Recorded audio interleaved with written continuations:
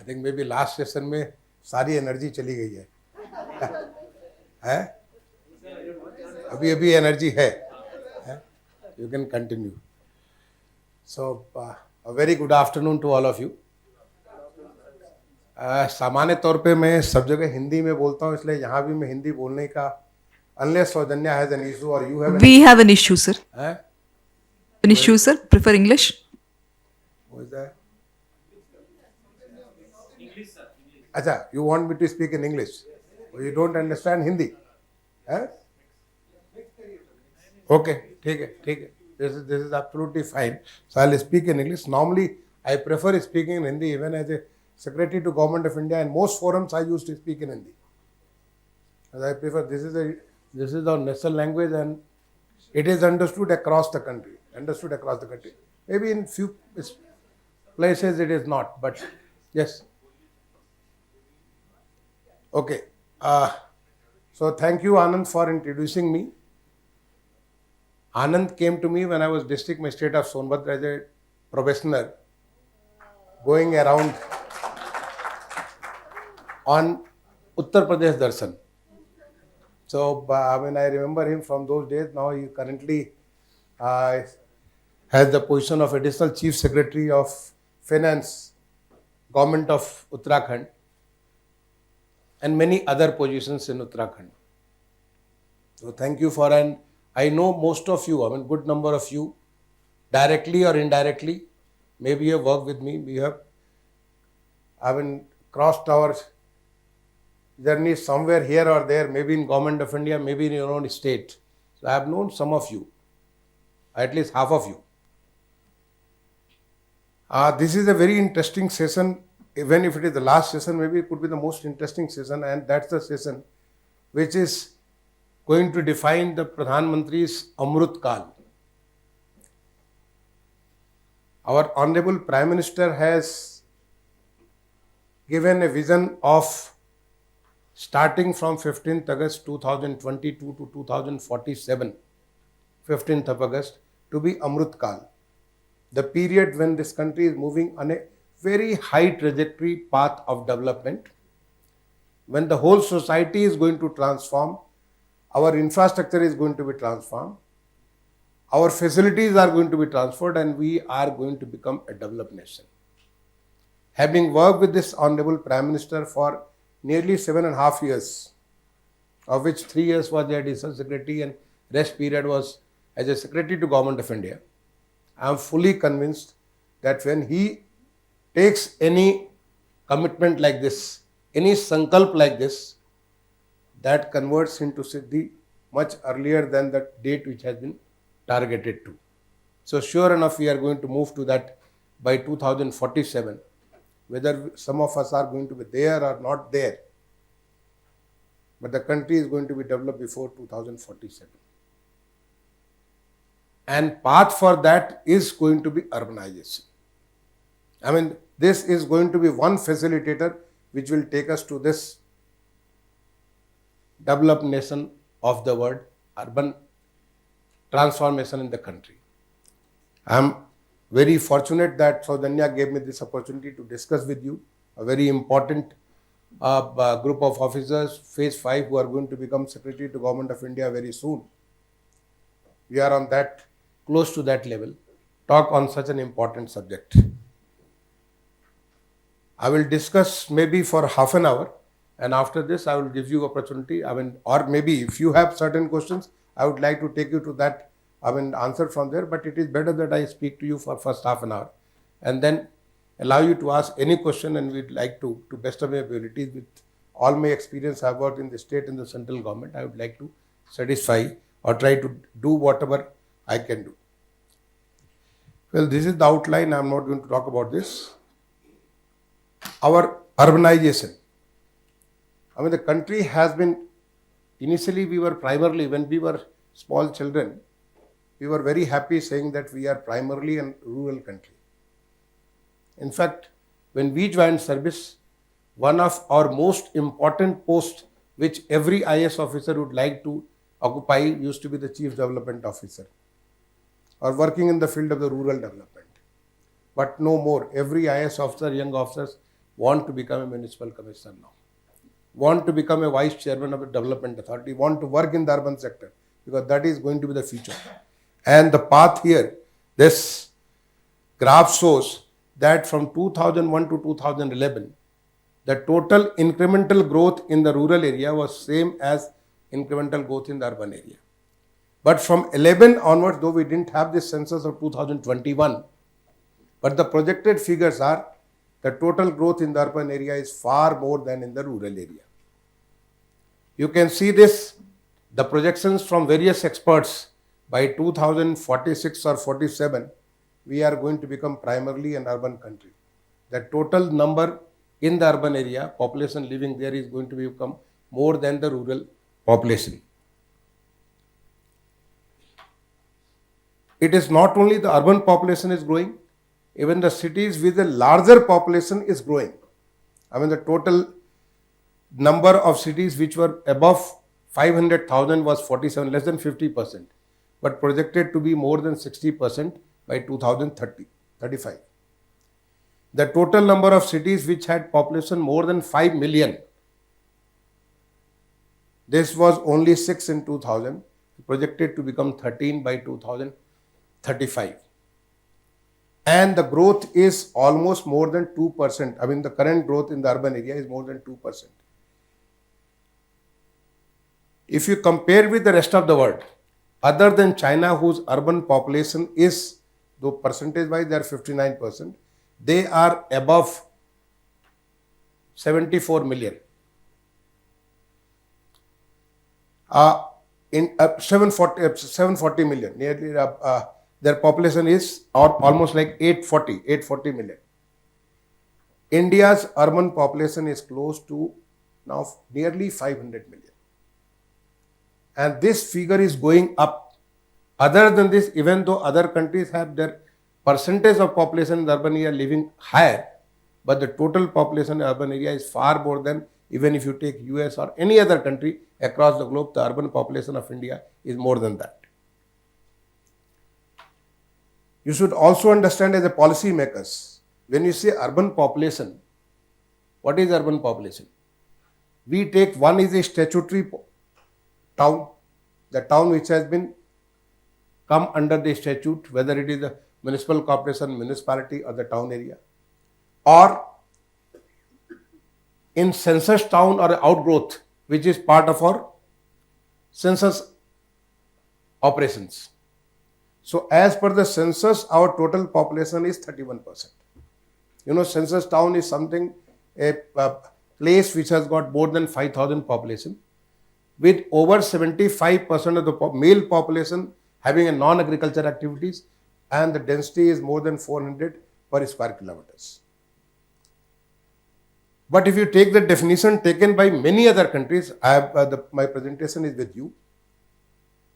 Our urban population could be as high as 50%, 70%, when more than 70% by the definitions used by various other countries. So we are less, I mean currently our population is around 34 to 35%. This is because we take a very, very conservative definition of the urban population. Cities as engines of economic growth. This is a common phrase which we are using, but this has been, I mean, the data which I am leaving with you.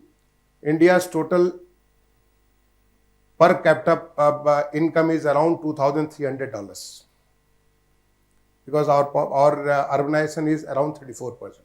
As we grow, the more and more urban population, even the per capita income is going to grow.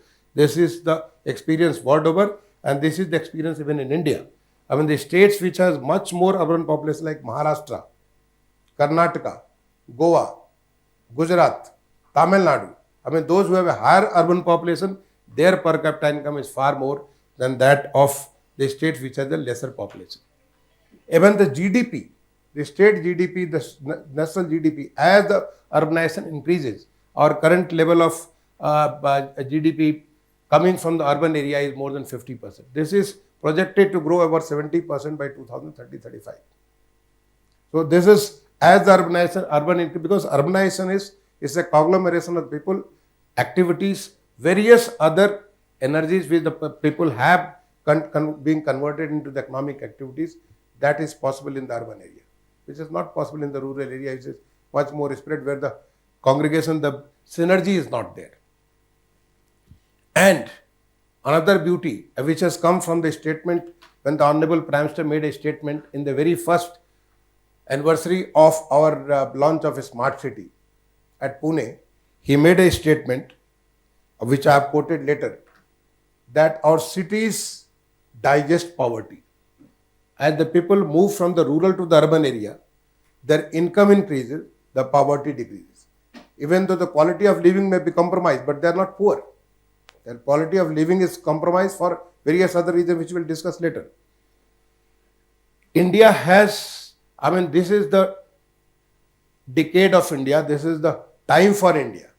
Our younger population, the demographic dividend is currently in favor of India. Our urban population is far more, younger population is far more. Those who are producing, those who are contributing to the economy is far more than those who are dependent. Those who are dependent are either less than, say, 12 years of age or more than 65 years of age. But between this 15 to 65 years, this population is much more than that of the dependent population. And this is going to be there till the year 2055. In fact, this is clear from the start which you have seen. India's age starting from 2018 to 2055, our population which is going to contribute to the economy is much more than those who are going to depend on the economy. So we must get the best. This population, if we can utilize this demographic dividend, if this can be utilized into the economic activities, maybe the country's growth, the vision of the Honorable Prime Minister to take it to the 5 trillion, 10 trillion, $20 trillion economy, or what is projected by 2047, 32 to $35 trillion economy, that is possible through this urbanization, through this, getting the best of the energies of the youth, which is the youthful population India has. Like Japan has their age till 2014. 2004. China has, China is now closing on the democratic dividend. Like various other countries. This is the demographic, these are the numbers which are already there. But when we urbanize, what Anand mentioned, that we experience every day in your cities, the city becomes so congested, full of slums, where the people when people come from the rural to the urban area, they need housing. They need various kind of amenities. They need various kinds of infrastructure because they want to contribute. And if they want to contribute, they want to, they don't want to be utilizing their energies for making their own ends, but contributing positively to the economy. And for that, you need better quality of living. So the various kinds of challenges, this is briefly I have touched upon various challenges. Like one, the growth of slums or unplanned settlements. You will be surprised in a city like Delhi, which is the capital city. Devasri knows our program, our PM Uday program. Nearly 6 million, 60 lakh population are living in such kind of unplanned settlements. All across Delhi. And this is not only Delhi, it is the story in almost all the states across the country. So we need better planning. Urban flooding. You must have experience, whether it is Chennai, Gurgaon, Kerala, many cities across the country, Mumbai. Urban flooding is something which has of late, one, you say this is because of the climate change.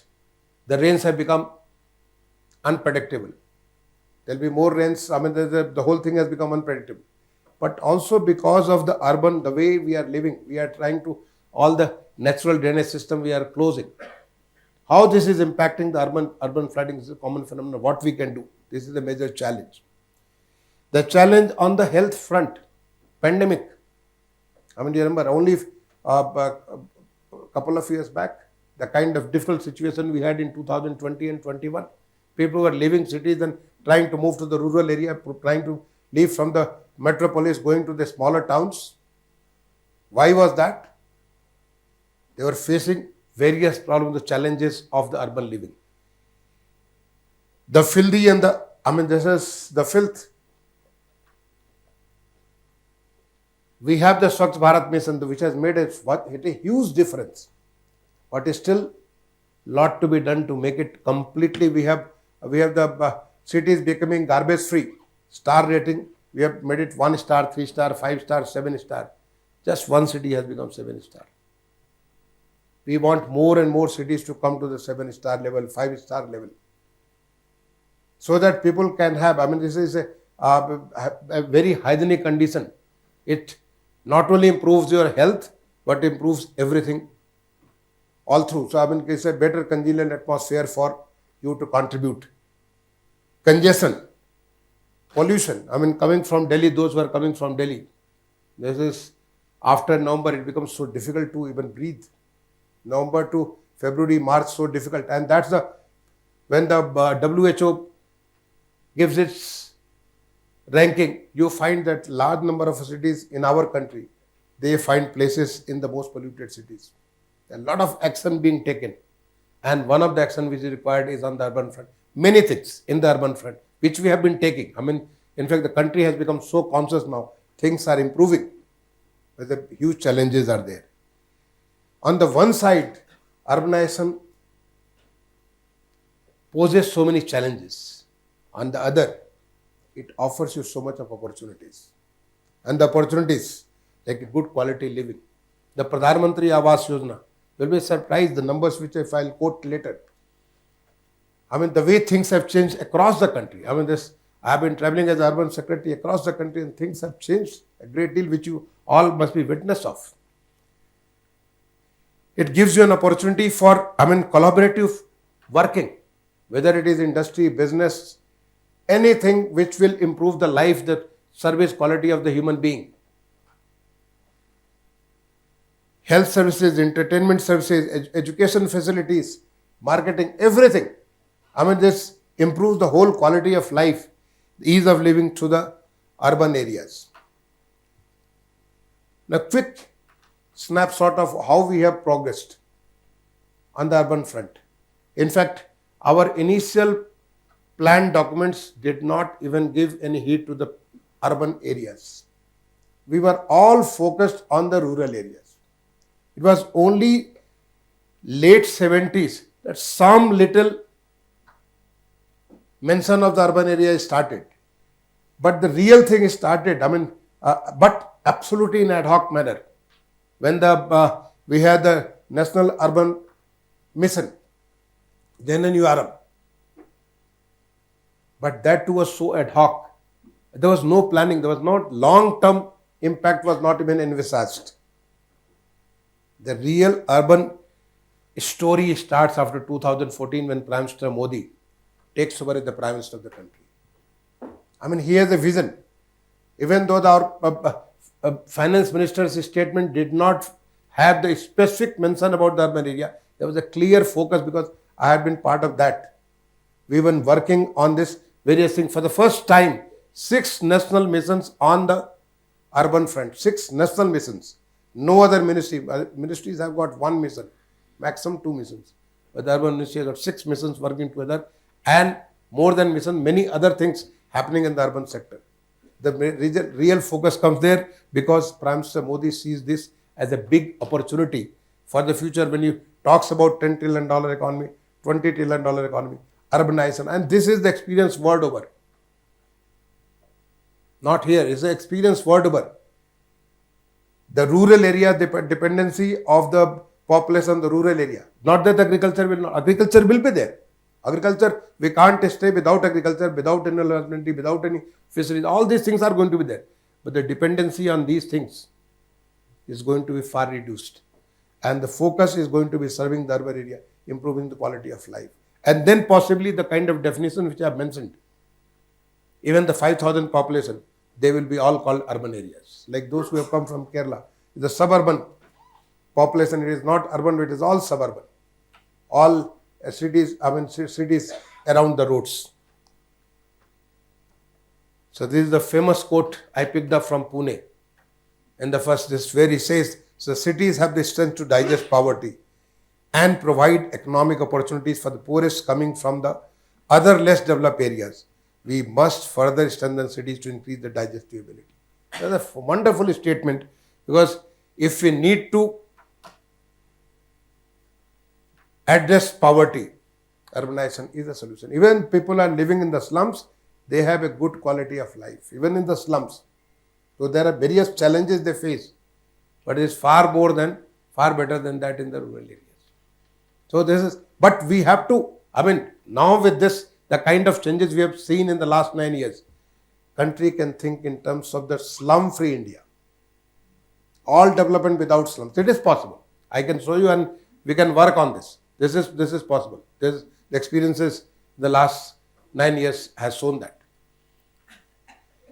There have been 3-tier strategies. The Prime Minister Modi's vision into converting into various sections. The 3-tier strategies. The first tier is all cities. The second tier is 100 cities, and the third tier is few cities. And there is some thinking behind it. All cities is like things like Swachh Bharat Mission. Every city had to become clean, absolutely clean. Swachh Bharat Mission. And now the Swachh Bharat Mission 2.2 has come. Every city to have the basic infrastructure, drinking water, sanitation, or use water treatment. All these things are basic requirement. Drainage, this is a basic requirement. The green parks, green area, where there will be community area. So these are something which every city needs. And then there is Amrut 2.0. Amrut 1.0 was only 500 cities, but with this experience and the confidence, and it was necessary because when we started Amrut 1.0, incidentally, I used to be Principal Secretary Urban Development in UP when JN Nivaram was there. There was no capacity in the states to perform, to deliver. We didn't have, even if you have the money, we didn't know how to do it. But now those capacities have been built across the country. Now we can think in a much bigger, scaling up in a much bigger way. So this has been the major, achievement of the Amrut. And that's the confidence of the Amrut 2.2 that we can make that big difference. Across the country we can do that. Then Pradhan Mantri Awas Yojana. Housing for all. Nowhere across the globe, nowhere on this mother earth, such a program has taken by anybody. Not even if you take in terms of ratios or proportions, nowhere. But that kind of thing which I'll give you a brief later. Then National Urban Livelihood Mission. Say transforming the life of people who have come from the rural area, skilling them, providing them opportunities for employment, providing them livelihood opportunities. How to do that? The smart cities. A smart city, when the Prime Minister was talking in 2014, as an additional secretary, we didn't even know what a smart city is, what it means. But when I left in 2021 December, we converted mission to movement. The learning from the smart city mission, because these were the catalysts. From there, whatever learning was done, that can be converted to movement and let everything develop as a smart city. Because the future is what we have done today. Many more times of that has to be done the next few years. The way urbanization is going on, we have to have more cities, more growth of the cities. That has to be smart development. It can't be business as usual the way things are happening. Life will become tougher and tougher. But our focus is on ease of living. Focus is on improving the quality of life of the people. And that is possible through the smart development. And the cities for improving the connectivity. That is, metro, urban transport, various other things. Brief about, again, just a snapshot, because where I'm leading you to, there's a policy, because I'm talking to the officers who are going to lead the policy. So, all these, this is all introductory. Swachh Bharat Mission. We started with some commitment, ODF, but now we think in terms of ODF plus, water plus water. ODF plus means not only the toilets are there, large number of toilets were constructed. They were being constructed even earlier in various schemes, but they were not used.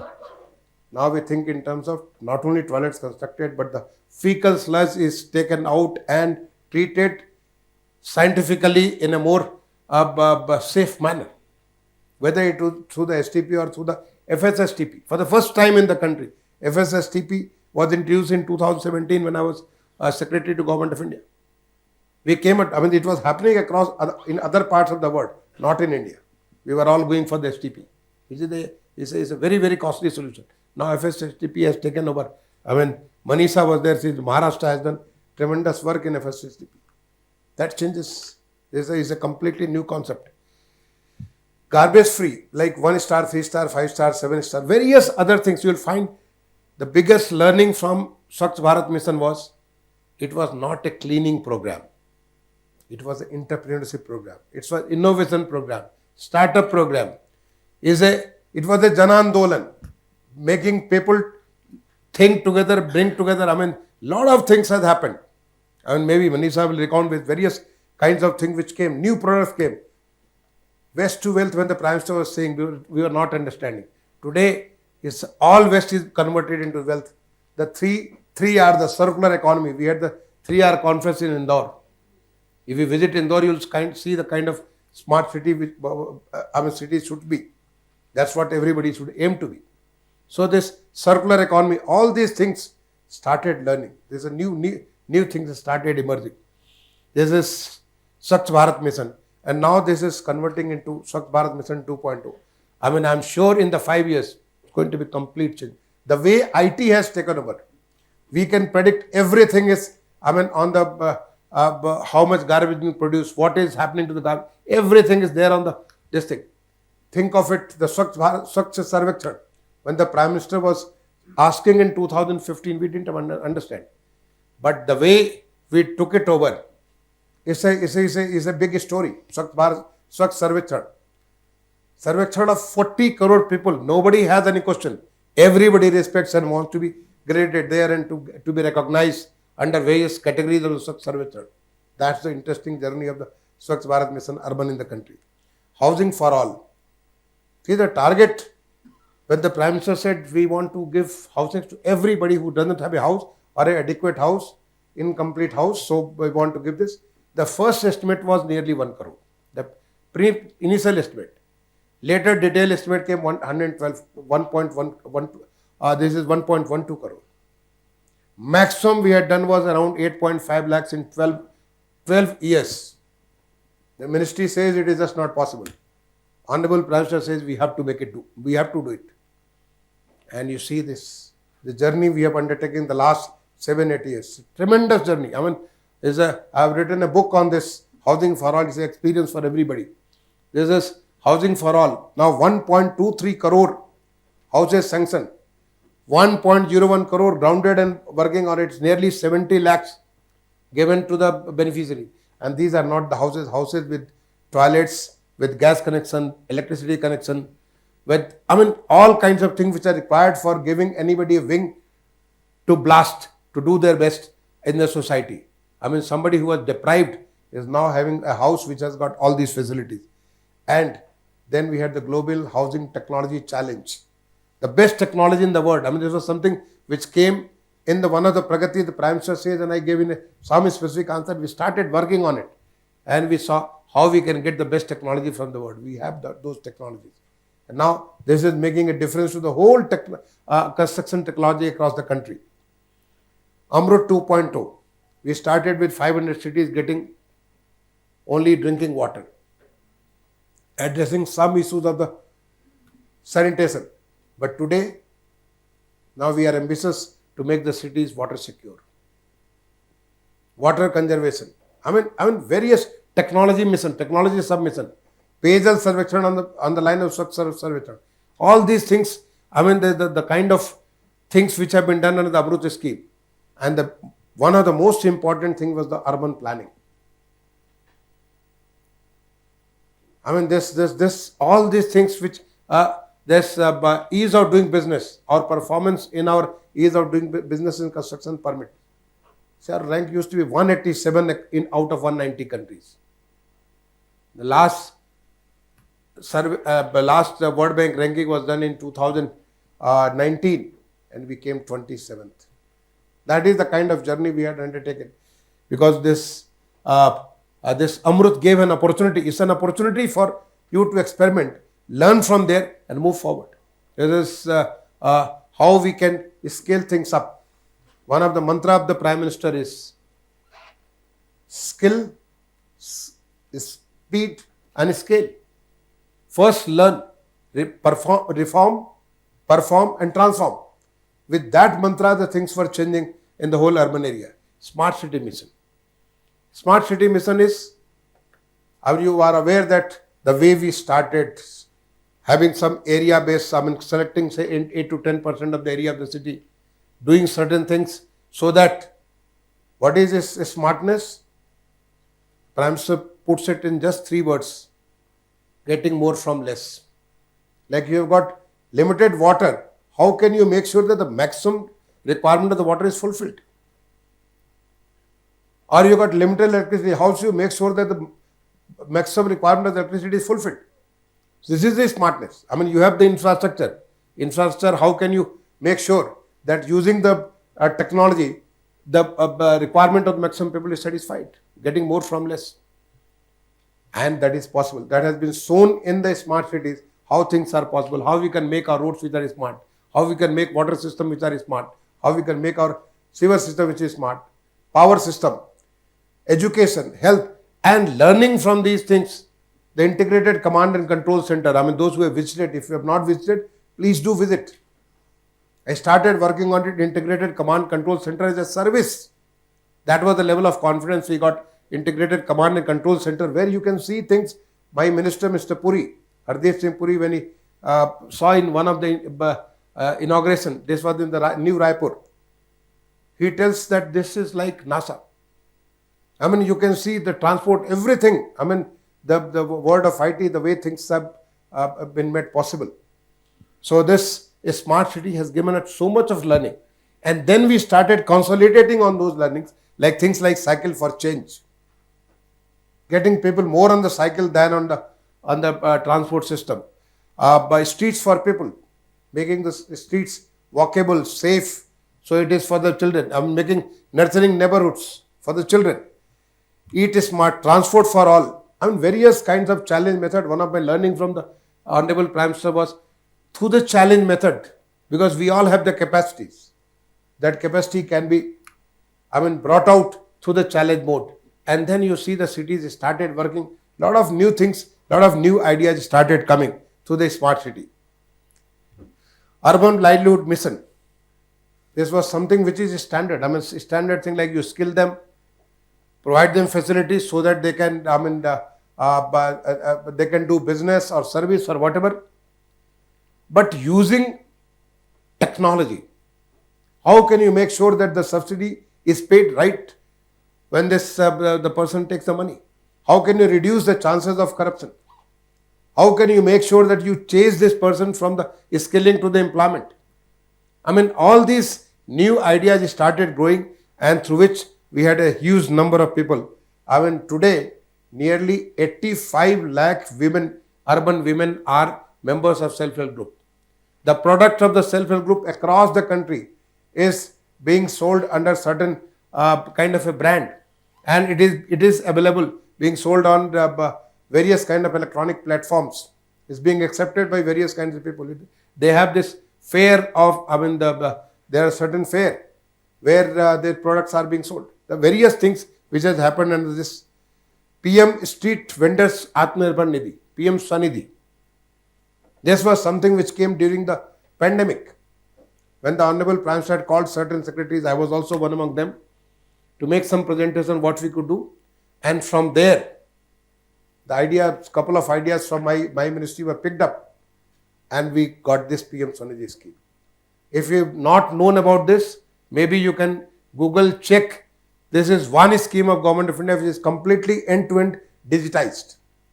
There is no human intervention, right from end-to-end, and the result was tremendous result. Almost like 35 lakhs plus street vendors, they have got loan. Now the second loan, third loan.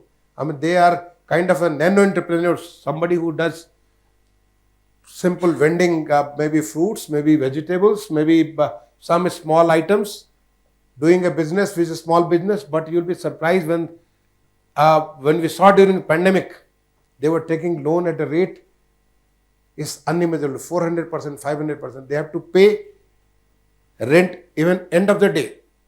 But today they got loan. If they pay the loan in time and they are using the digital platform, UPI, they are not only getting the loan, but they're getting subsidy. This is something which has made a big difference across the country. And this shows an opportunity. Urban transport, the metro system. Today we have got, we started with only in 5 cities in 2014. Today we have 20 cities covered with nearly 800 kilometers of metro. And work is on for more than 1000 kilometers of metro. For the first time in the country, regional rapid transport system. And I'll let you know that in another 2 months, we are going to get the first 17 kilometers of the regional rapid transport inaugurated by we'll request Honorable Prime Minister to do that because he laid the foundation. This is the first RRTS of the country from Delhi to Meerut. With Devasri was working on this ropeway, transport ropeway. Transport ropeway was not there in the country. First transport ropeway foundation was laid in city of Banaras only a month back. This is going to happen. Now the urban transport, whether it is the bus transport, electric vehicles, cycle, pedestrian pathways, and that is the future order. These learnings are to be translated so that the urban living becomes much more easier so that people can concentrate and focus on their other economic activities. See, daily ridership was 85 lakhs before pandemic and the total kilometers was only around 600. After pandemic, a lot of things happened which you know. There have been some change. Now they are close to this 80 lakhs or so. But the way it was going on, I had targeted by 2022, we will have 1 crore passenger every day on the metro. Had that pandemic not been there, by 2022, when we had our Azadi Ka Amrit Mahotsav, we could have targeted, we were targeting to cross 1 crore passengers moving on the metro in the country. There have been various urban reforms and initiatives. I have mentioned few of them. These are only representative. The GIS master plan for all cities. Earlier it was Amru city, now it should be updated. Now every city, 50,000 plus city is going to be the GIS master plan. And think of it, you have a GIS master plan, the kind of freedom you have to play with the planning of the city. And I consider with having put in so many years in the urban area, in the central government and the state government, because I have served as a municipal commissioner, development authority vice chairman, as a principal secretary. I find urban planning is the key to the urbanization. If you do a good plan, the city will definitely be, you will make a city which is going to be far more livable, better livelihood opportunities, and it is going to be sustainable. Local area plan and the town planning scheme. These are the new ideas came through the Amrut. How we can renew the old cities or develop the new cities.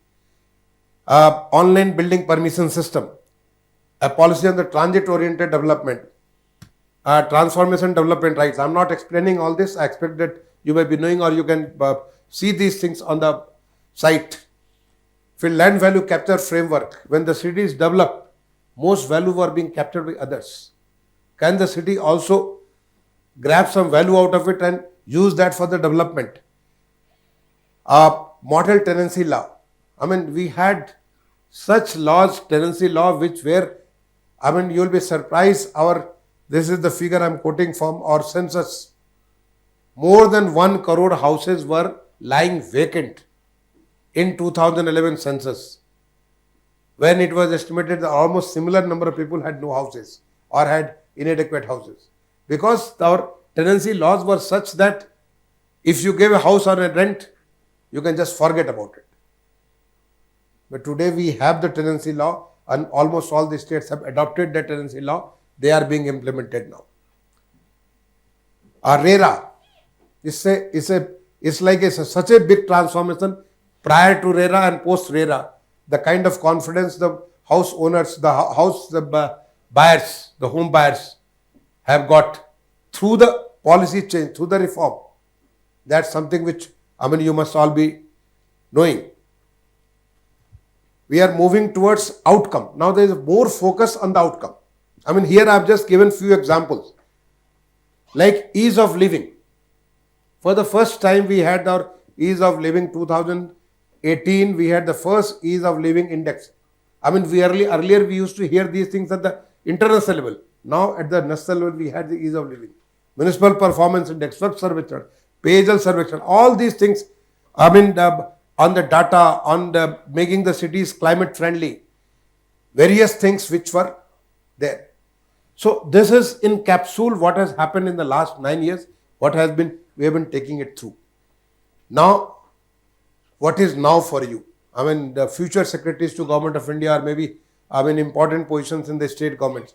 You are going to face this. When I saw this time capsule, it was such an interesting concept for me. The time capsule, when you put your ideas inside the capsule and you see after 25 years whether you reach to that level or not. We are also responsible for taking to that level. As a responsible officers at this level, whatever you have thought of, are you taking your country, your city, your state to that direction or not? So here I come to this policy. What is projected is, I mean, as I mentioned, by 2046-47, we are going to be more than 50% urban areas. With the current definition, if we change the definition, we'll be more than 80%. Our total GDP is going to be almost like $32 to $35 trillion. That is the projection by various experts. Our annual expenditure on urban area is today is around 30 billion to the various schemes. This will require around 5 trillion. The kind of thing which are going to sustain. How we do it, we need to think over it. And our total number of the million plus cities are going to be more than 150 by then. You think of it, the kind of challenges which are there. Some of the challenges, things which I have mentioned, which I am going to elaborate further. I am not going to read it here. The first is how we can empower the city governments. That is the most important, most crucial thing. Even today, after so many years of the urban transformation, a mayor has to take time from the sub-divisional magistrate and come with an application to him. This is not the scene in the developed countries, and that is not going to be there in 2047. When I went to the mayor's office and I was studying in Hague, in the International Institute of Social Studies, when we went to the mayor's office, it's like a state government office. That's a huge office, lot of activities. It's like it's a interesting, vibrant office. And so is the case in many other cities. I have visited so many places across the globe, developed nations. Our country mayor should get that kind of position. Our municipality, they should get that kind of position. And that they can get only through if we change our law, make it stronger. Political system, they have to slowly, I mean, a lot of change, political system is also changing. Since we are part of those who are making this difference, we should do this possible, in whichever way it is possible. I'm not elaborating each of them, just key points. The second is smart and citizen-centric governance. Citizens to be major stakeholders. I mean, this is one of my biggest learning in the 7.5 years working under Prime Minister Modi. He made every program as a citizens program, not the officers program. Swachh Bharat Mission, Jan Andolan. Amrut, way to do, what to do through the citizens' feedback. Smart city, let the citizens decide. I mean, this is involving the citizens, because ultimately, I mean, I met with Ian Gale, one of the very well-known urban planner in Denmark, Copenhagen, when I was visiting for a country-to-country discussion. So I took time through our ambassador, wanted to visit this great urban planner. He presented me a book, and the book is Cities Are for the People. Cities are not for the mayors. Cities are not for the administrator like us. Cities are for the people. They are the main stakeholder of the city. The difference to their life comes from how the city behaves, what the city becomes. So engage them in all the performance, and you will find things will have a different energy, different vibrancy, different kind of the sustainability come from the citizen centricity, what we plan, citizens are in the right in the middle. How we can do it? Many ways of doing it. Some of it I have put, but you may come out with many others. Fiscal empowerment. Our cities are dependent. I mean, today I have not given the numbers here. All these numbers are available. The cities are more dependent on the central and the state grant. They don't have their own muscles. Can we give them muscles? Through the fiscal empowerment. Can our laws become? We can make that difference. And many states have done it. They have done it in different ways. Like metro system, when I requested Maharashtra government, they gave some muscles, and now the metro, they started earning. And now many other states, one state does it, many other states started doing it. Why not you? Because you are going to hold such important position in state. You may ask, why not me? Yes, I am doing my best. In my state, many things have empowered. We have the way, the way we can graduate, many things are possible. So this is another area, how we can fiscally empower our urban local bodies. Now, how we can finance, innovative ways of financing. Innovative ways of financing. Like value capture finance framework, the framework for the value capture finance. When we started talking about this in 2015, we were not even thought that we are doing so much and we are losing so much.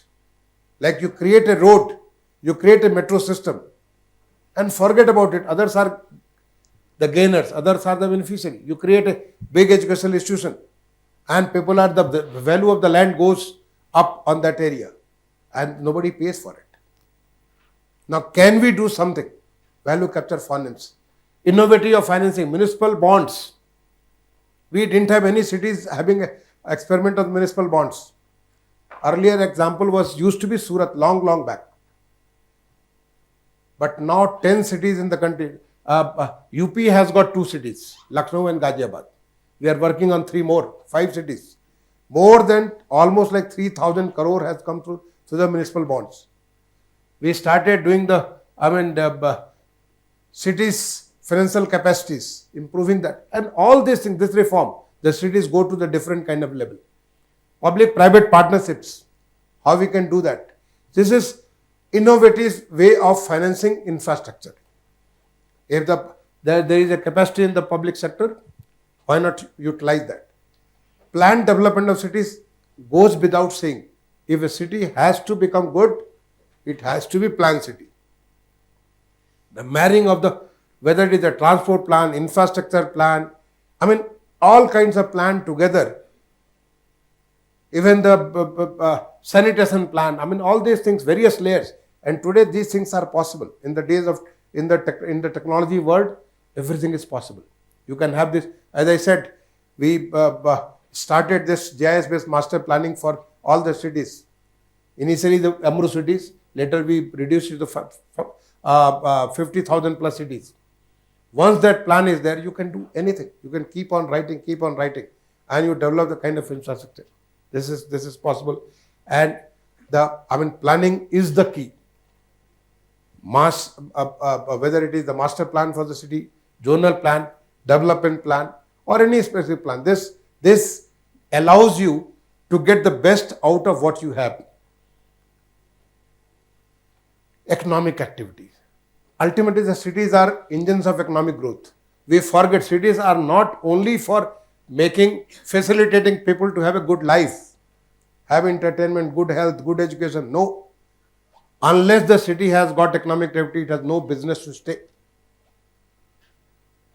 And every city has its own strength. Some cities are known for craft, some cities are known for a specific kind of skills, some cities are known as business cities, some cities are known as financing cities. There are specific capacities, capabilities of the people living, and they are already there.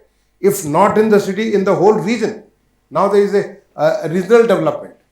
In that region, what is the main capacity? What is the USP of that region?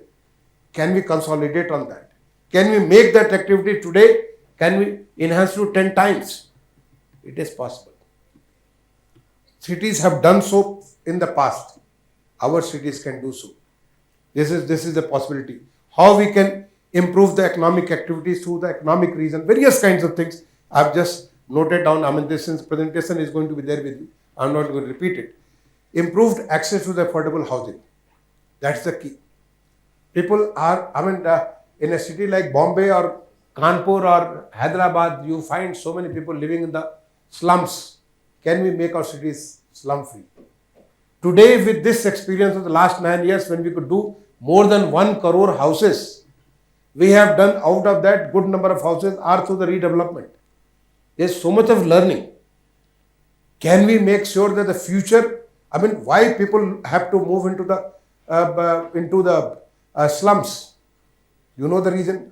If you start saying this, since I don't have much time, I can just take slum and I can speak for 1 hour. With my experience, I can just speak on how to make the city slum free. This is possible. See, one of the learning during the pandemic when the Honorable Prime Minister called some secretaries to give some suggestion, one of my session was PM Swanidhi for the street vendor because I found they were the most affected. These are nano entrepreneurs of the urban area. One of the other ideas which I gave there, why not provide urban rental housing, which I had seen across the different countries in France, in Germany, in various places I have seen. In India, there was no rental housing.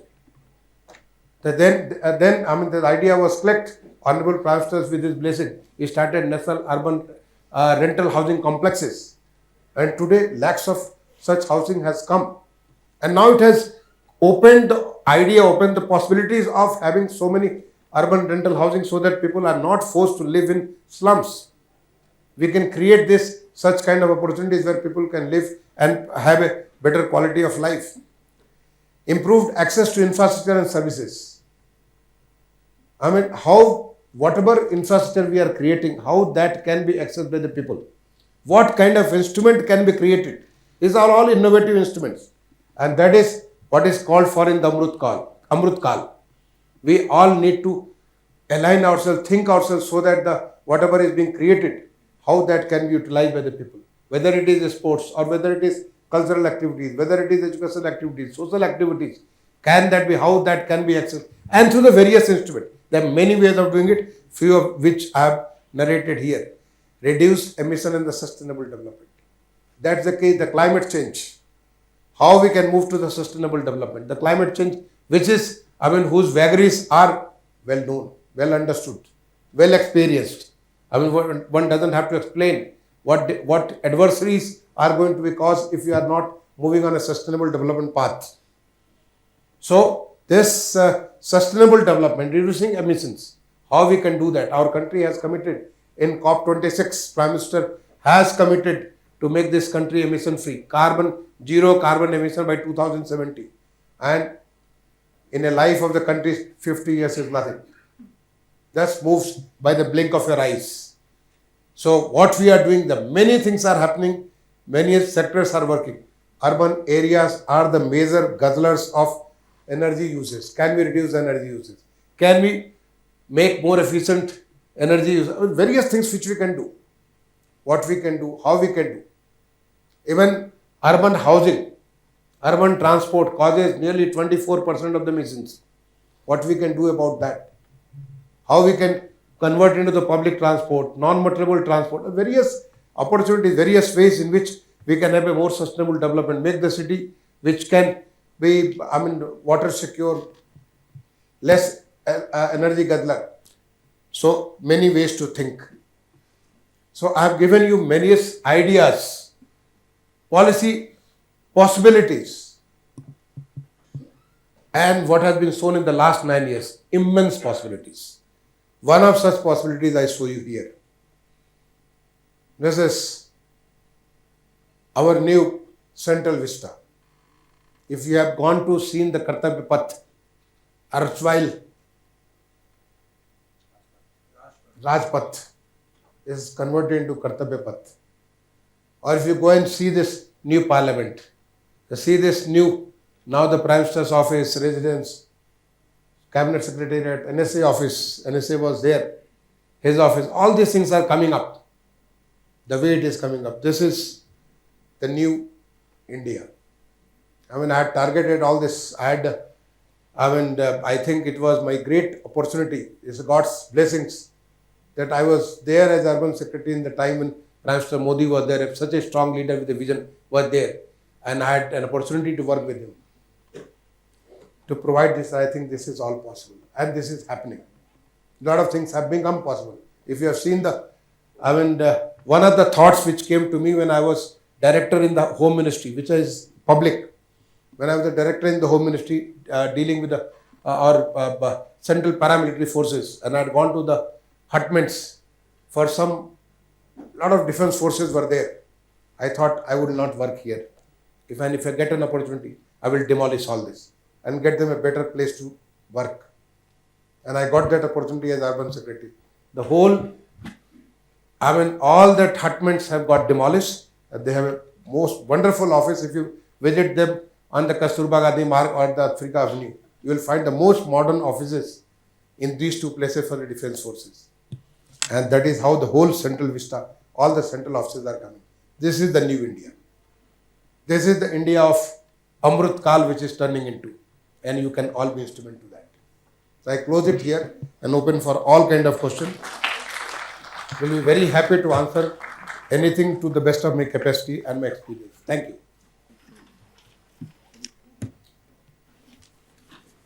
Yes. Sir, this is Balamurugan.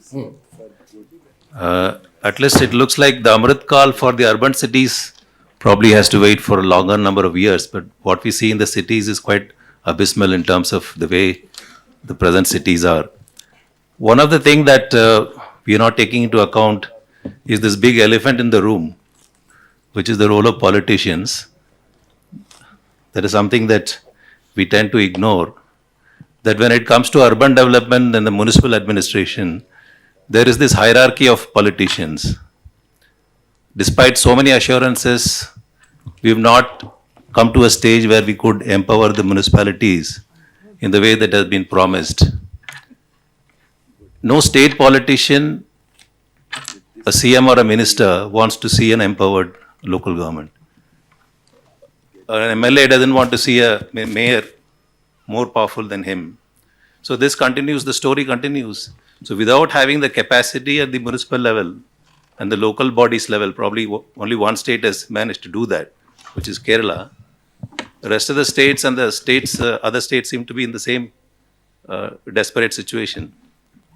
So I want to add to Balamurugan's observation because I'm grateful to you for the slide which talked about improving urban governance, and that was one of the thoughts that came up from an earlier speaker on urban planning itself. Because in Rajasthan, where I come from, or to take the case of Jaipur city that I live in, all these ideas of cycles for all, transport for all have been very successfully subverted, if I can use that word. That's essentially for the same reason that the political system, you can put in the best of bureaucrats in the department, but for 20 years, the most corrupt politician has been the Minister of Urban Development in Rajasthan, for instance. So so all these schemes becomes opportunities for tenders, not for reforms. And we have the smart city mission in Jaipur, where they spend money building museums in the Vidhan Sabha and the Raj Bhavan, where not a single common man is ever able to visit, and officers have difficulty entering those areas. The cycle tracks were the cycles used to be stored under lock and key for some years. Now the cycles have also disappeared and we don't know what happened to them.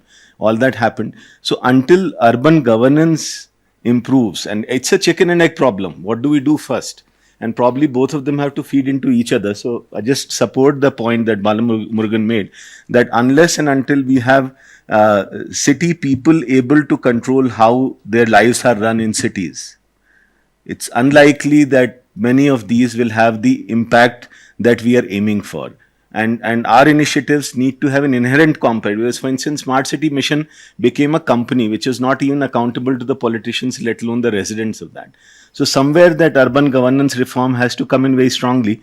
The elements of that are already there, but hopefully and the kind of inspiration you're giving us, we'll have much more of that building into the newer schemes. Thank you. So adding on to that, all the questions, then I will try to answer. Yes. Sir, excuse me. Sir, here, right before. Sir, here, sir. Right before you, sir. Okay. I was yes. Sir. Can you So I just can't see adding the on to name. that. Can Sir, you- I'm Vani Prasad. I'm from Vani. Hyderabad, Telangana. Yes, sir. Yes. So just adding on to that, we have this obsession with elected representatives all through, but then successful cities have people who are philanthropists and who are really the think tank in a city can also be on the planning side, which we do not have in our. So it is just adding to the scathing but correct remarks that were made so far. So maybe we should think of that, sir. In governance of cities, we should involve people who are really who do not have any other motive except social service and who are of a very big stature. Maybe time has come to think about that, sir. So second thing, if I ever go to urban administration, it'll be my dream to do a urban rental housing, sir. Which one do you think is the best project, sir, that we could see and learn? The urban delta. Only. Yes, sir. Thank you. Sir, here. Sir. Sir, I think with the new forms of work emerging where people can work from home or work from anywhere, the effects on urbanization will be quite significant because people need not travel on a daily basis or need not travel at all for work. They can live anywhere for work, either in rural areas or from wherever they are. So whether those trends will have significant impacts on a country like India where we are seeing now rapid urbanization in maybe next 25 years or 30 years? Sir, I am Vikas Kharge from Maharashtra. Sir, we are saying that pace of urbanization is going to increase. So it means today's rural area is going to become urban areas after a few years. Some efforts were made, like having a scheme of Pura to strengthen the urban areas to make them prepare for tomorrow's urban area. So what policy interventions are now required to make the rural area to prepare itself for to become tomorrow's urban area? That is number one. And number two, what should be the role of the administrator, rural administrators, right from Ministry of Rural Development, departments at the state level, and the CO Jilla Parishad? What should be their redefined role for the rural areas so that to prepare them for urban area? Some more? Are ready to close. Sir, for this rental housing which Vani had suggested, Yes. another What's her need name? is Because I was coming Chitra, here so sir. that this was causing trouble. I was not able to see the names. Sir. I'm coming My name is closer. Chitra, sir. I'm Chitra. Yes, from I Orissa can, from Cadre. here I can see, but otherwise there is a glare from the lights there in the ceiling. Yeah. So just a small addition to what Vani had said, sir. In our stint as labor, as Principal Secretary Labor, I realized that a number of young girls would come to me and say that we come from the hinterlands to study in Bhubaneswar or take up coaching in Bhubaneswar or in urban areas, and we would like some accommodation or rental housing which is affordable. So this can also be looked at.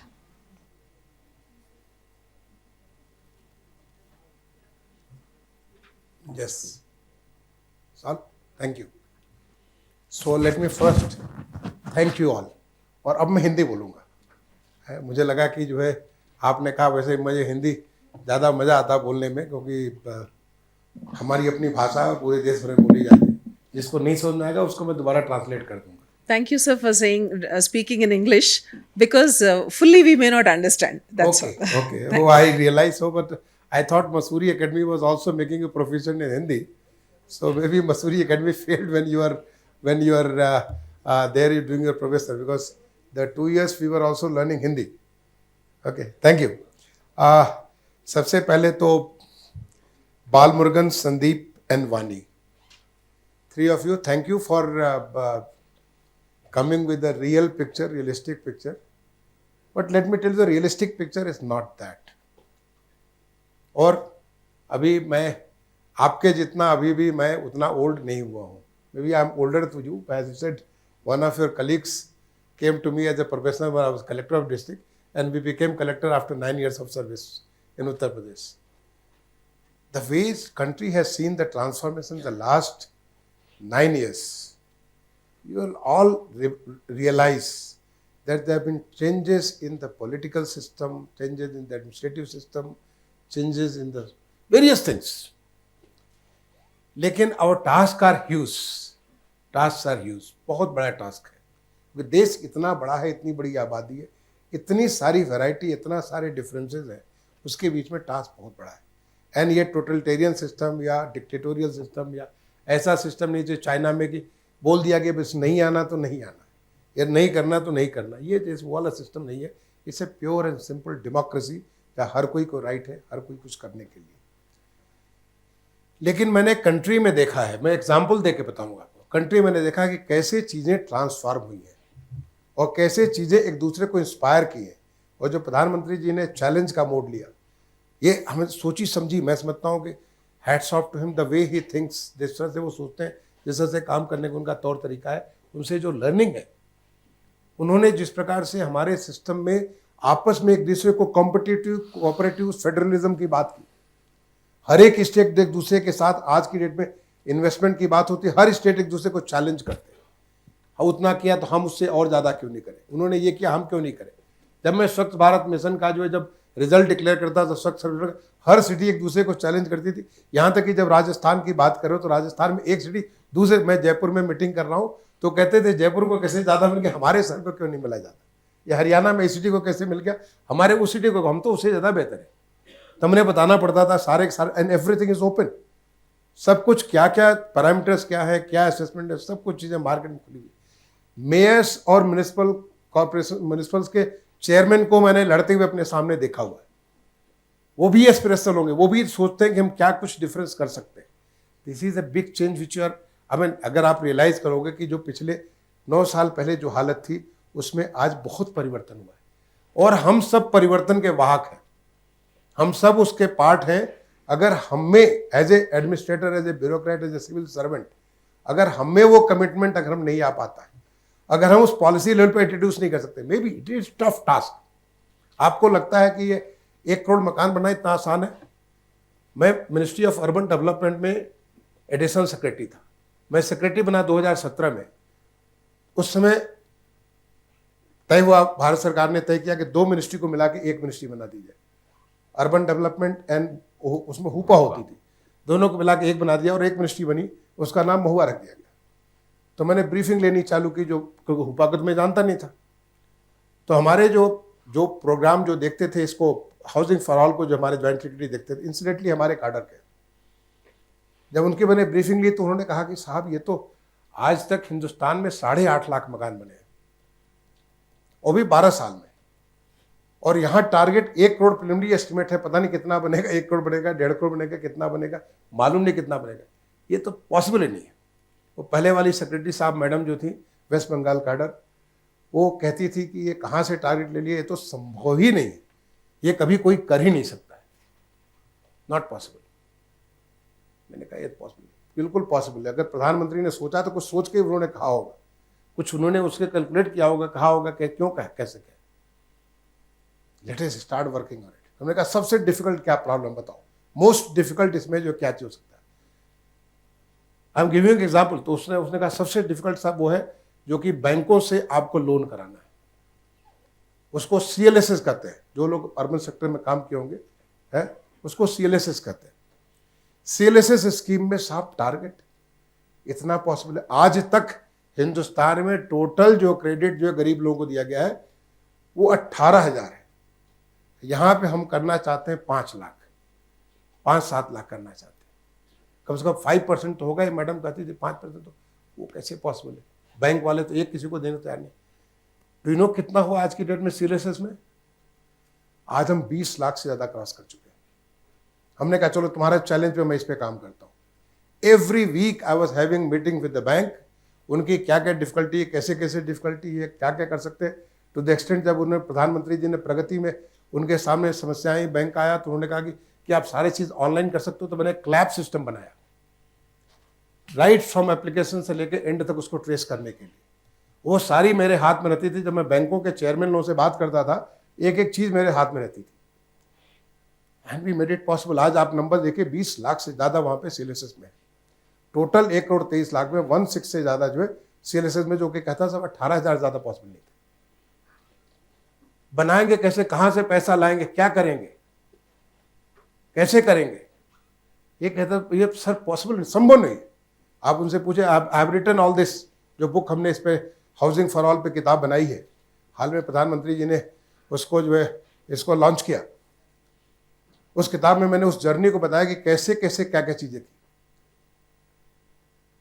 सारा का सारा चीज possible हो गया। आप नागालैंड में, अरुणाचल प्रदेश में, तमिलनाडु में, केरला में, जिस किसी, छत्तीसगढ़ में, एक एक बहुत छोटे छोटे शहरों में मैं तो जाता था, काफी दिन को जाता था, वहां देखता था भी मकान तो बना है, टॉयलेट भी है कि नहीं है, बिजली है कि नहीं है, गैस का चूल्हा है कि नहीं है, एवरीथिंग इज पॉसिबल। ये ट्रांसफॉर्मेशन देश में हुआ है। इसलिए मैं आपसे इस मत से सहमत नहीं हूं। Maybe that's a story बाला, it is possible, but you have to make it possible. हमारे पॉलिटिकल सिस्टम में नहीं, मुझे ब्यूरोक्रेटिक सिस्टम है, मैंने कहा अपने लोगों में। स्मार्ट सिटी में कहते थे, कैसे सर स्मार्ट सिटी इतना सा हो पाएगा, कैसे जो 100 सिटीज में integrated command and control centre बन पाएगा। आज 100 स्मार्ट कंट्रोल सेंटर न केवल बने, बल्कि हमारे during pandemic they were boon to the cities, boon to the state. They showed the path of how to make a smart education, how to make a smart health system, how to get the whole आपका पूरा का पूरा system को, जो है आपका जो जितनी सारी असिस्टेंसेज है, चाहे ड्यूटी लगाने से लेकर के उनको जो आपको दवाओं को के लिए, वैक्सीनेशन को लेकर कितना उसका यूज हुआ। और मेरा कॉन्फिडेंस ये जगा कि हमने फिर बेल को बुलाया, हमने कहा कि integrated command and control centre इतना कॉस्टली है, 100-150 करोड़ रुपए लगते हैं, 200 करोड़ रुपए कहीं कहीं लगाया गया। हम क्यों नहीं इसको integrated command and control centre as a service कर दें, पर सर्विस फ्रैक्शन ऑफ पैसा हम आपको दें, साल का 5 लाख 10 लाख रुपए हर सिटी दे सकती है, and we can have the whole business सारा का सारा। एंड टुडे मैं before leaving government of India as a secretary, integrated command and control centre as a service मैंने साबित कर दिया, हो गया, एक सिटी में हो गया। मैं उसकी कॉमर्शियल, उसकी बिजनेस प्रपोजिशन बना रहा था, कैसे हम लोग सस्ता से सस्ता इसको कर सकते हैं। It is all possible. Today metro के बारे में, मेट्रो आज 800 किलोमीटर इतना सारा मेट्रो बना हुआ, कैसे बना है? And you will be surprise, पिछले जो मैं पूरे पीरियड में एक भी मेट्रो विदेश से नहीं खरीदा, सारा इंटरनेशनल, सारे इंटरनेशनल बिल्डिंग के प्रोसेस में एक भी मेट्रो बाहर से नहीं आई। It is all possible. We can make the difference. We as civil servants can really make a difference. ये पॉसिबिलिटी हमारे शहरों में, हमारे लोगों में बहुत है। There is lot of resistance, lot of. जब प्राइम मिनिस्टर ने 2014 when he spoke from the Red Fort, वहां के उससे रैमपर्ट से जब प्राइम मिनिस्टर ने बात किया स्वच्छ भारत मिशन, बहुत लोग कह रहे थे इट इज हेराकरी, ये तो प्रधानमंत्री अपने आप को जब सुसाइड के लिए कर रहे हैं कि कैसे पॉसिबल है स्वच्छ शौचालय यहाँ पे, कैसे पॉसिबल है स्वच्छ भारत, कैसे पॉसिबल है, कैसे सब शौचालय बन जाएंगे। इतने शौचालय आपने, हमने, सबने as a CDO, as a DM हमने बहुत शौचालय बनाए थे। लोग उसमें बकरी बांधते थे, लोग उसमें भूसा रखते थे। आज जब हमारा इसका सर्वेक्षण किया गया, आपने पढ़ा होगा शायद, अर्बन एरिया में more than 96%, this is third party सर्वेक्षण अर्बन एरिया में, Devashree knows because she was in the PMO। Rural area में 64%, अर्बन एरिया में मोर देन 96% यूजेस। ये पॉसिबल है, ये दिस इज द जन आंदोलन। तो हमारा नहीं लगता, मुझे देखिए ऐसा है, challenges are huge, but that is what Amrit Kaal is for। अमृतकाल जो एक सारे के सारे देश को एक सोच में बांधने का जो तौर तरीका प्राइम मिनिस्टर ने निकाला, कि उन्होंने कह दिया कि हम देश को विकसित बनाएंगे। Now the whole country is thinking on that line. I was so happy today जब मैं यहाँ सवेरे आया और मुझे दिखाया कि दिस इज द क्या बोलते हैं, टाइम कैप्सूल। ये चीज मुझे देख के इतनी अच्छी लगी कि भाई यार कैसे, पूरे देश को एक थिंकिंग में डालने की बात है। तो क्या हम इतना नहीं कर सकते? It is possible, just we need to. मैंने Bala, I think rather than growing old, developing हमारी अंदर जो एक बहुत सारी जो एक आ जाती है कि ये तो पॉसिबल नहीं, वही पॉसिबल, सब कुछ पॉसिबल है। आपने बहुत कुछ पॉसिबल किया। आज ये अमृत काल है, it calls for more challenges. मैं साउथ कोरिया गया था जब मैं माइंस में ज्वाइंट सेक्रेटरी था, और एक शिप लेने गया था। मैं समझता हूँ इस पूरे रीजन का one of the most modern ship, जो कि एक्सप्लोर करता है समुद्र के अंदर कितना खजाना है, उसको एक्सप्लोर करता है। मैं जब शिप को लेने गया, उसका सारा का सारा जब देखना चालू किया, मुझे इतना अच्छा लगा, इतना अच्छा लगा। कि मैंने उससे उसका जनरल मैनेजर से कहा कि भाई अगर तुम अलाउ करो तो मैं तुम्हारे घर पे चाय पीने आना चाहता हूँ। वो भी बहुत खुश। This was the city of भूषान। बोला आप आइए। मैंने कहा मैं तुम्हारे फैमिली से मिलना चाहता हूँ, तुम क्या खाते हो, क्या पीते हो, कैसे रहते हो, क्या काम करते हो, मैं तुमसे सीखना चाहता हूँ, क्योंकि हमारा देश भी वैसे ही बदल रहा है, हम भी अपने देश को ऐसे करना चाहते हैं। सी उसने कहानी सुनाई, and I tell you that story. South Korea was like this, कि जहाँ का कोई माल अगर आप खरीदे 60s 70s में कोई वहाँ से कुछ खरीदना नहीं चाहता था। It used to be so bad. And then comes one General Park. General Park takes over as a dictator, not as a Prime Minister Modi, who is a democratic leader. Comes as a dictator. और 10 साल ही continues as a dictator. पूरा उनकी रीत चलती थी, but he was a benevolent dictator. उन्होंने अपने country में जो south north east west corridor तैयार किया, उन्होंने अपने साथ जो आज भी इतनी बड़ी बड़ी कंपनीज, सैमसंग, एलजी, जो जितनी सारी वहाँ की कंपनी है, आज कुछ भी मैन्युफैक्चरिंग, चाहे मोटर में ले लो, शिप में ले लो, आप इलेक्ट्रॉनिक्स में ले लो, आप किसी सब्जेक्ट में ले लो, South Korea is one of the lead. वो लोगों को लेके जाते थे, कभी जर्मनी, कभी इंग्लैंड, कभी अमेरिका, कभी कहाँ ले जाते थे, वहाँ से लोगों को सीखने के लिए अपने साथ बैठा के ले जाते थे। And people learned, people translated, it became such A developed country. And 10 साल के बाद he became a elected leader, he became the president, continued for another 10 years। उन्होंने लोगों को सरकारी जो नौकरशाह लोग थे उनकी 6 दिन का वर्किंग डे कर दिया, वर्किंग आवर बढ़ा दिया, इंग्लिश कंपलसरी कर दिया, बहुत सारी चीज़ें। Life was tough. The gentleman was saying this, general manager was telling me, he was like he, लोग उसको प्रे करते हैं, उन्हें भगवान मानते हैं, क्योंकि उन्होंने हमारी ज़िंदगी तो तबाह कर दी, एक जनरेशन की लाइफ तबाह कर दी, लेकिन आने वाले लोगों की जिंदगी आबाद कर दी। South Korea is a developed nation. हमारे देश में डिक्टेटरशिप तो नहीं, हमारे देश में जो डेमोक्रेटिक तरीके से, जिस तरीके से जो मोड, जिस तरीके से जो चैलेंजेस तरह से हुआ, मुझे लगता है कि देश में पॉसिबल है। तो my request to you would be to think and try to see how you can contribute about this rental housing complex. देश में बहुत सारे जो है, हमारे यहाँ इतनी सारी हाउसिंग स्कीम आई हुई है। इनफैक्ट पहले जब हम इस स्कीम पर काम कर रहे थे, बहुत मकान बने हुए हैं और बना के बेकार पड़े हुए हैं। आप उसे प्राइवेट सेक्टर को दे दें, वो उसको जो है चला भी लेगा। इसका पूरा नेशनल रेंटल हाउसिंग कॉम्प्लेक्स की पूरी स्कीम हमारी मिनिस्ट्री पे आप जाके देखें। There are 2 ways of doing it. मैं उस बहुत डिटेल में नहीं जाऊँगा, आप जा करके देखें। And it is successfully working in many places. ठीक है, आप महुआ के वेबसाइट पर जा करके देखें, नहीं होगा तो 1 to 1 आप कम बात करके कर सकते हैं। पूरा का जहाँ तक सवाल है, पूरा इस रूरल को अर्बन में ट्रांसफॉर्म करने के लिए पूरा scheme came. This was the vision of our the then president Kalam साहब, अनदर वेरी ग्रेट थिंकर। उनकी जो पूरा की स्कीम थी, उसमें वो काम चल रहा है।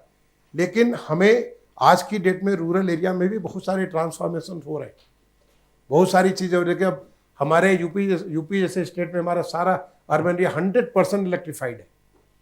सब जगह रोड, आप यूपी पे आकर के देखो, हमारे UP is one case study. आप आकर के हमारे यूपी पे देखो कि किस तरह से पूरा अर्बन मैंने हमारे कितने सारे ट्रांसफॉर्मेशन हुए। उसका नतीजा था, अभी हाल में हमने ग्लोबल इन्वेस्टर समिट किया, 35 लाख करोड़ के इन्वेस्टमेंट प्रपोजल जो है लोगों ने साइन किए। We had targeted 10 lakh, 35 lakh crore के हमने साइन किए। और अगला हमारा जो पहला ग्राउंड ब्रेकिंग सेरेमनी भी हम सितंबर अक्टूबर में कर देंगे। We are working on it. तो ये आप ऐसे पॉसिबिलिटी जो बहुत सारी जगह है, and we can all make that happen. और this is the Amrit Kaal. It calls for lot of sacrifice on part of us, but sacrifice for a future और फ्यूचर जनरेशंस। आने वाले लोगों के लिए एक बेटर प्लेस मिले, हमारा देश भी कह सके कि we deserve that place to be called the developed country. So I think I have answered all. Thank you.